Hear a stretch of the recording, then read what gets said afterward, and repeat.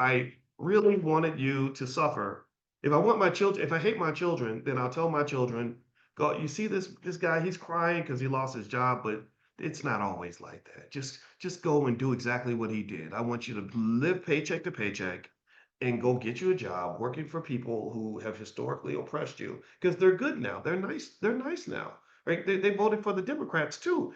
Um, and they're going to take good care of you. Like that would not even make any, that's not logical at all. That's not logical at all. And the problem with common sense is that common sense is not very common.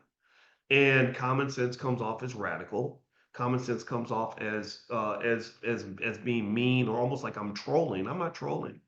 I'm really sitting there. I was scrolling, but I wasn't trolling. I saw it and I said, huh, wow, he's in a lot of pain. I hate to see this. So one of the things I believe is that, when you talk about pain, there is, pain avoidance. There is the ability to avoid pain through preparation. And there is sort of like this idea of exposing yourself to mild inconveniences, mild sacrifices, a little bit of discomfort, in order to avoid significant discomfort later on, right? Like the reason I got up this morning and I ran 4 miles, and it was cold outside, and I was laying next to the most beautiful black woman on earth, and she's soft and she's sexy and she's just so delicious to lay next to, and the bed was nice and warm and I wanted to stay there. I wanted to stay right there in that bed. But instead I got up and I was cold. I'm 54, so everything's creaking, all your bones are creaking. It was and it was cold outside. I went outside and I went and I ran those 4 miles. I was tired. It was hard. It wasn't fun. So why would I do that? Why in the world would I not choose me? Why would I not choose happiness in that moment? Why would I choose misery over happiness? That's crazy. What's wrong with you boys? Well, are you sadistic?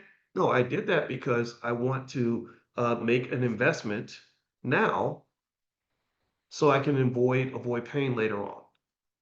I made the investment now because I just watched my mama die at Christmas over a bunch of Negro diseases that were clearly preventable. I love my mama, but that's what it was.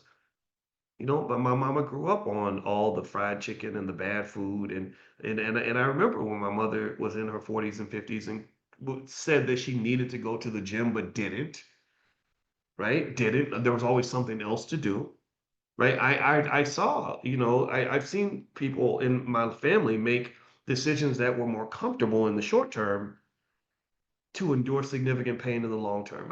There's nothing more traumatic for a son than to have his mother screaming in pain from a hospital bed. It is the hardest thing in the world to go through.